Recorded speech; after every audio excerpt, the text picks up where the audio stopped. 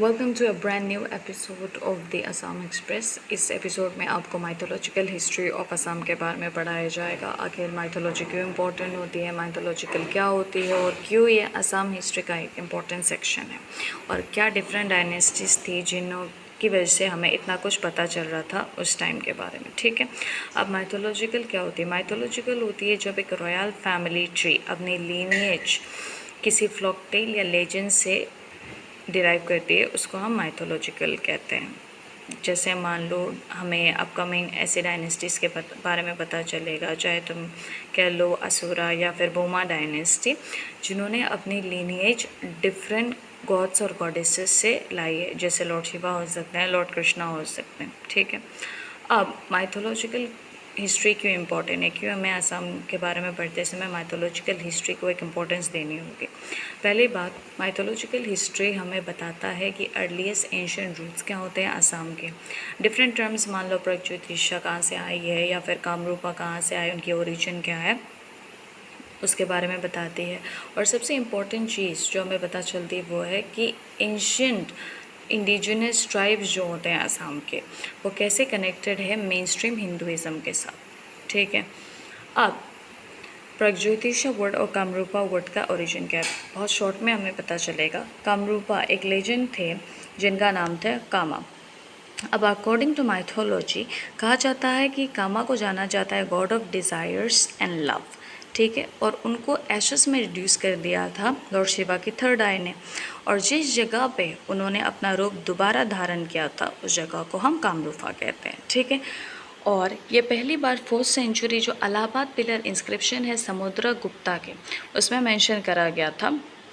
और letter part में 10th century में जो कलिका पुराना है असम हिस्ट्री का एक इम्पॉर्टेंट सोर्स, उसमें मेंशन करा गया था। ठीक है, नेक्स्ट, प्रगज्योतिषा कहाँ से आया है? वेरी सिंपल, जैसे कामरूपा का ओरिजिन है, प्रगज्योतिषा का भी एक ओरिजिन है। प्रगज्योतिषा को कहा जाता है सिटी ऑफ ईस्टर्न एस्ट्रोलॉजी और लाइट ऑफ द ईस्ट, पूर्व की रोशनी कहा जाता है या फिर ईस्टर्न एस्ट्रोलॉजी का शहर कहा जाता है। रामायण और महाभारत में as a powerful eastern realm के बारे में बताया गया है। ठीक है, अब नेक्स्ट, पहली डायनेस्टी जिसके बारे में हम पढ़ने वाले हैं वो है धनाबा डायनेस्टी। धनाबा डायनेस्टी किन्होंने फाइंड करा है? महिरंगा धनाबा, और ये फर्स्ट एवर इलस्ट्रियस लाइन है किंग्स के प्रगज्योतिषा में, द सेंटर ऑफ रूलर्स प्रगज्योतिषा। और वहाँ पे कहा गया है कि फर्स्ट एवर किंग्स के बारे में, जिनके बारे में हमें सिस्टमेटिकली पता चला है कि कहाँ रूल करा गया है, कितने टाइम के लिए रूल करा गया है और क्या कंट्रीब्यूशन उन्होंने दिया है, वो धनाबा डायनेस्टी के किंग्स थे। वो बेसिकली किराता चीफ्स थे जिनको लेटर पार्ट में हमें किंग्स बताया गया था। अब किरातास कौन थे? उनकी ओरिजिनेशन किरातास में। अब Kirata according to some group of scholar ancient mountain dwelling tribes थे सिनो टिबेटियन ओरिजिन के, जो हिमालयस और नॉर्थ ईस्ट में रहते हैं। ठीक है, अब जो माइथोलॉजी की फील्ड में बिलीव करते हैं, उन्होंने कहा था कि शिवा का एक अवतार था जिनमें उन्होंने एक शिकारी का रूप लिया था ताकि वो पांडवा प्रिंस जो अर्जुन है उनको टेस्ट कर सके, उनको किराता कहा गया है। और ये सब के बारे में हमें यजुर्वेदा, महाभारत और पुराना में मेंशन करी जा रही है। अब डिफरेंट रूलर्स कौन कौन थे? महिरंगा जो फाउंडर थे, हताकासुरा थे, संबरासुरा थे, रत्नासुरा थे, गताकासुरा थे। अब गताकासुरा को मार के नरकासुरा ने बोमा डायनेस्टी एस्टेब्लिश करा है, जो कि सक्सेसर डायनेस्टी थी धनाबा डायनेस्टी के बारे में। Next we have the Bhauma dynasty, जो कि नरकासुरा ने फाइंड करी है। नरकासुरा ने किसको डिफीट करा था? गताकासुरा, जो कि धनाबा डायनेस्टी के थे। अब उनके डिसेंडेंट्स कौन कौन थे? भगदत्ता उनके बेटे और वज्रदत्ता उनके पोते। उनके बारे में हमें महाभारत और रामायण में मेंशन करा जाता है। अब नरकासुरा की बहुत एक इंटरेस्टिंग स्टोरी है कि कैसे उनको लॉर्ड कृष्णा ने डिफीट करा था। नरकासुरा की स्टोरी मेंशन करी गई है पहली बार कलिका पुराणम में, जहाँ पे ये भी मेंशन करा गया है कि उन्होंने गताकासुरा को डिफीट करा था।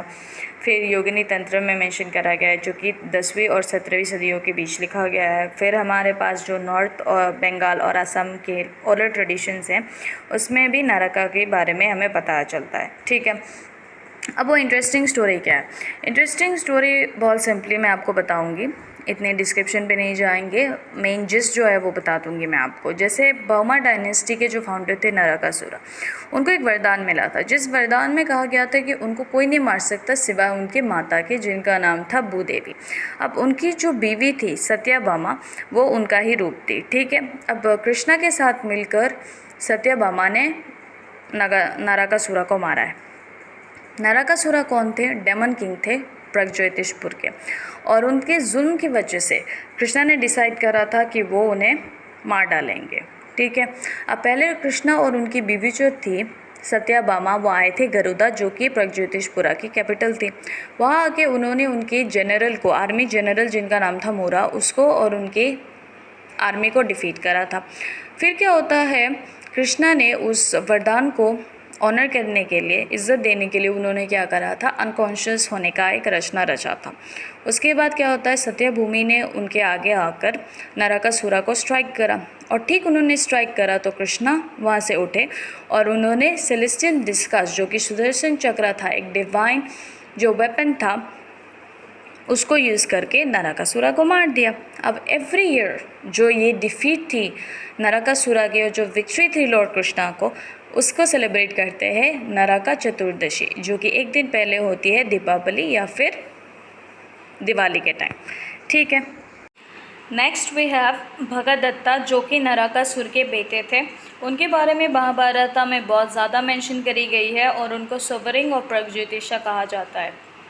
सोवरिंग का मतलब होता है वहाँ के राजा, क्योंकि वो अपने फादर के लिनियज को कंटिन्यू कर रहे थे, और उनका रिलेशनशिप था डिवाइन रॉयल फिगर्स के साथ, जैसे इंद्रा और पांडु। अब इंद्रा कौन थे? हिंदुइज्म में he is known as the gods of gods, मतलब देव थे, देवों के देव थे वो, और वो लाइटनिंग, वेदर और थंडर के लॉर्ड थे। अब पांडु कौन थे? वो थे कुरु किंगडम के महाराज, कुरु किंगडम के राजा महाभारत के टाइम में। उन्होंने स्पेशल आइटम्स गिफ्ट करा था युधिष्ठिर को राजसूय सेरेमनी के टाइम, और ट्रूप्स भी दिया था चिनास और किरातास को, ताकि वो दुर्योधन को, एक कुरु किंग को सपोर्ट कर सके कुरुक्षेत्र के वार में, ठीक है। अब राजसूय सेरेमनी क्या होती है, मैं बहुत ब्रीफली आपको एक्सप्लेन करूँगी कि राजसूय सेरेमनी एग्जैक्टली क्या है।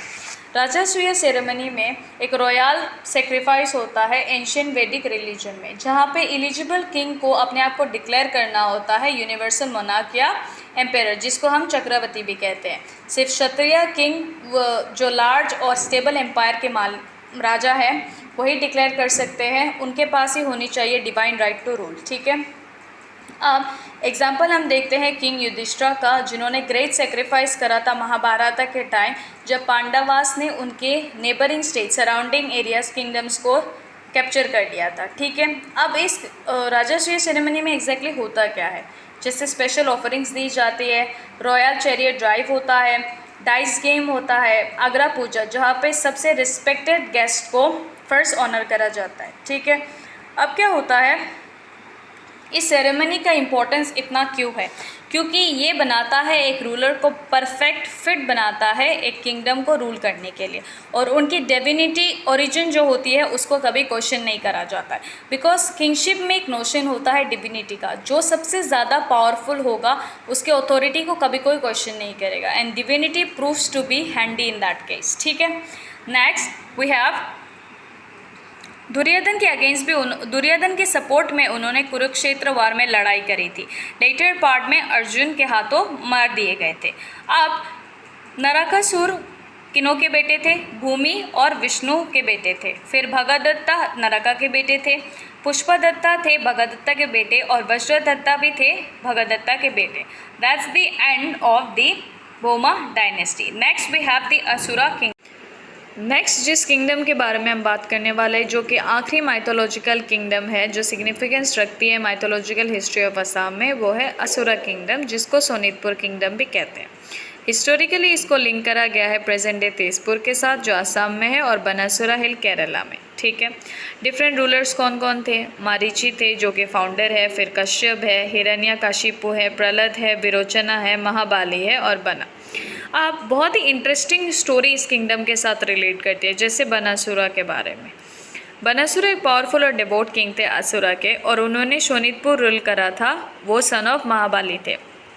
वो एक बहुत ही फर्वेंट डिवोटी थे लॉर्ड शिवा के। फर्वेंट डिवोटी का मतलब क्या होता है? एक्सट्रीमली किसी गॉड को मानना या फिर उनके रूल्स को फॉलो करने को हम फर्वेंट डिवोटी कहते हैं।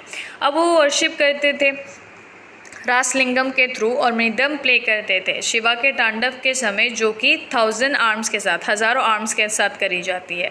अब क्या होता है, शिवा ने उन्हें एक इनविंसिबिलिटी की वरदान दिया था। अब इनविंसिबिलिटी का मतलब क्या होता है? इनविंसिबिलिटी का मतलब होता है जब आपको वरदान मिले कि आप किसी के अंडर में कन्क्योर नहीं हो सकता, कोई आपको कन्क्योर नहीं कर सकता या फिर कोई भी आपको डिफीट नहीं कर सकता। It is impossible to defeat or conquer someone, it is known as the quality of invincibility. ठीक है। अब एक इंटरेस्टिंग स्टोरी हमें देखने को मिलती है बानासुरा में। अब बानासुरा की डॉटर जो थी उषा, उन्होंने एक जवान आदमी के बारे में सपना देखा था। अब जवान आदमी के बारे में सपना देखने के बाद उन्होंने अपने फ्रेंड से कहा था, जिनका नाम था चित्रलेखा। चित्रलेखा कौन थी? जो कि बहुत अच्छी छवि बनाती थी। She was an expert in painting and artistic. अब क्या होता है, जब उनसे उन्होंने ये बात करी है तो उन्होंने आइडेंटिफाई करा है कि उस इंसान का नाम था अनिरुद्ध। और तब तक क्या होता है, उषा बहुत ज़्यादा प्रेम में पड़ चुकी थी अनिरुद्ध के। अब अनिरुद्ध कौन था? अनिरुद्ध था लॉर्ड कृष्णा के पोते। अब क्या होता है, उन्होंने मिस्टिकल पावर्स, मतलब जादुई और डिफरेंट ऐसे पावर्स यूज़ करना जो नॉर्मल ह्यूमन बींग्स को नहीं मिलते, वो पावर्स यूज़ करके उन्होंने अनिरुद्ध को शोणितपुरा में बुला दिया। अब क्या होता है, दोनों की प्रेम कहानी शुरू हुई। दोनों चैम्बर्स में बैठते थे, बातें करते, घंटों के घंटों अपने टाइम को स्पेंड करते थे। अब जब बानासुरा को इस बारे में पता चला तो ऑब्वियसली वो खुश तो बिल्कुल नहीं थे। उन्होंने क्या करा था, अनिरुद्ध को कैप्चर करके प्रिजनर बना लिया था। ये बात जब अनिरुद्ध के फैमिली वालों को पता चली, कैसे पता चली? नारदा थे एक कॉस्मिक मैसेंजर, एक ट्रैवलर थे, म्यूजिशियन थे और एक ग्रह से दूसरे ग्रह वर्ड्स ऑफ विजडम और मैसेजेस भेजते थे। अब उन्होंने क्या करा है, जो अनिरुद्ध की फैमिली थी यदुष, जो कि कृष्णा की लीनिएज थी, उनको मैसेज भेजा। उन्हें आया बहुत ज़्यादा गुस्सा कि आखिर उनके फैमिली के किसी इंसान को कैसे कैप्चर कर लिया बानासुरा ने। उन्होंने क्या करा है, एक बहुत बड़ी आर्मी वो शोणितपुर ले गए और उन्होंने क्या करा, वॉर शुरू कर दिया। युद्ध शुरू हो गई थी। अब युद्ध में क्या हुआ था? युद्ध में वेरी सिंपल, लॉर्ड शिवा के अगेंस्ट लॉर्ड कृष्णा थे। अब लॉर्ड शिवा और कृष्णा के अगेंस्ट कैसे हो गए? अब वेरी सिंपल, पता है, याद है ना, वरदान दिया था शिवा ने बानासुरा को। अब जब बानासुरा के ऊपर अटैक हो गया तो ओबियसली शिवा तो प्रोटेक्ट करने आ ही जाएंगे, और वहाँ पे कृष्णा अपनी यदु आर्मी के साथ आ गए और एक इंटेंस बैटल होना शुरू हो गया। अब इंटेंस बैटल में क्या हुआ, एक के बाद एक वार करना शुरू कर दिया। इस वार में क्या होता है, नॉर्मल कोई वेपन्स था ही नहीं, सब वेपन्स क्या थे, मिस्टिकल आर्मामेंट्स। मिस्टिकल आर्मामेंट्स का क्या मतलब होता है कि जो यूनिवर्स की डिफरेंट पावर्स को मिला के बनाए गए थे और कोई वर्ल्ड में ऑर्डिनरी इंसान वो आर्म्स को यूज़ नहीं कर सकता। अब क्या होता है, अल्टीमेटली कृष्णा ने डिफीट कर दिया बानासुरा को और वो मारने से पहले शिवा के रिक्वेस्ट पर उन्होंने उनकी जान को बख्श दी। अब क्या होता है, अब बानासुरा के पास तो कोई ऑप्शन था भी नहीं, ना वार में जीत पाए, पर एक बात जो उन्होंने लास्ट में रिकॉग्नाइज करी थी वो थी कि उन्होंने अनिरुद्ध और उषा को द्वारका में बुलाकर और उनकी शादी को सेलिब्रेट किया, वेडिंग को सेलिब्रेट करा। That's the end of the asura kingdom और that's the end of the mythological history of Assam.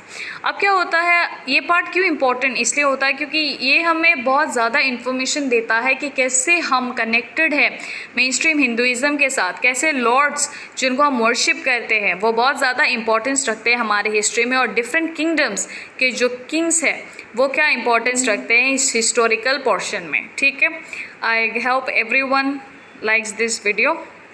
Please share it as much as possible and comment down the next topic that you want to learn.